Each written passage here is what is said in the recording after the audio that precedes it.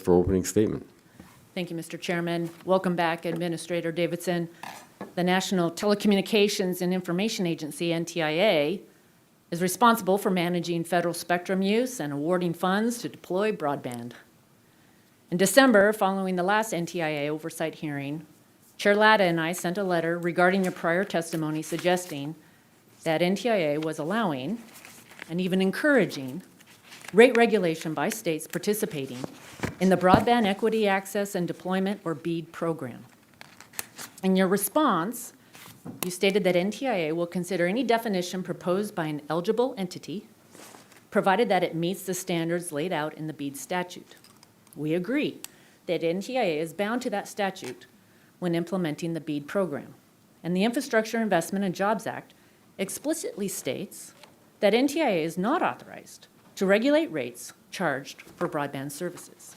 Yet, we continue to hear from states that NTIA is pushing them to include rate-regulated options in their initial proposals for BEAD funding, which completely violates the intent of the law. Because of NTIA's decision, some states have said that additional federal funding will be needed.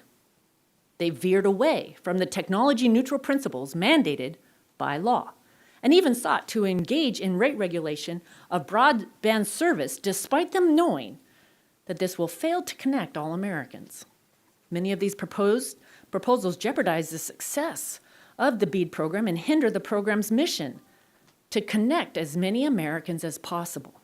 While this program is distributed by the federal government and state broadband offices, it will be the participating providers, both big and small, that will ultimately determine the BEAD program's success. It's vital that NTIA follows congressional direction, administers this program to the letter of the law, and rejects state plans that stray from these goals, regardless of political leaning and leadership.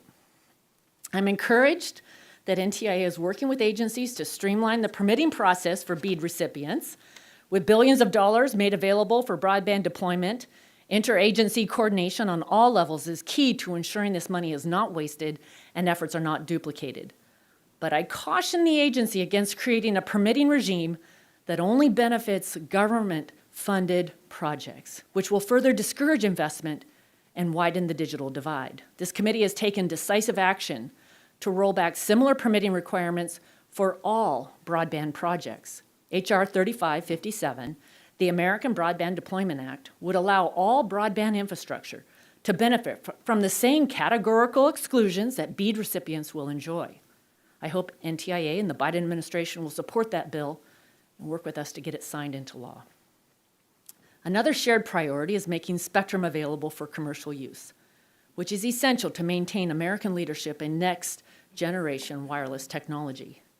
In March, the NTIA released its National Spectrum Strategy Implementation Plan. This plan provides a roadmap for ensuring America is leading in spectrum, including timelines for spectrum studies, and I commend NTIA for its transparency in this process thus far.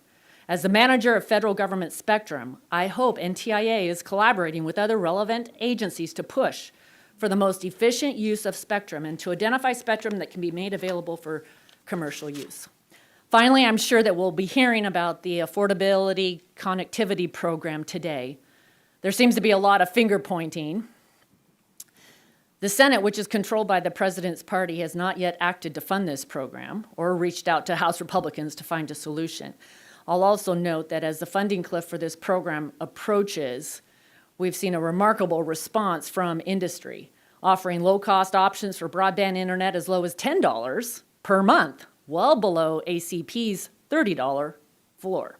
We all share the goal of making sure Americans are connected. Hopefully, we can move beyond trying to score political points and work together to find a viable, long-term, fiscally responsible way to make it happen. Again, Administrator Davidson, thanks for being with us here today. I yield back. Thank you. The gentlelady yields back.